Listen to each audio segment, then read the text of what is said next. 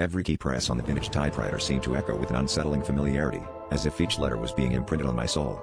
It started innocently enough, just a quirky find at an old estate sale. But now, as I sat in my dimly lit apartment, the typewriter seemed to pull me into a narrative not of my own making. Each night, I'd wake to find new pages filled with stories of shadows lurking behind me, of whispers I couldn't hear but felt in my bones. The protagonist, eerily resembling me, was spiraling into a madness fueled by unseen forces. My hands trembled every time I tried to stop, but the typewriter wouldn't let me.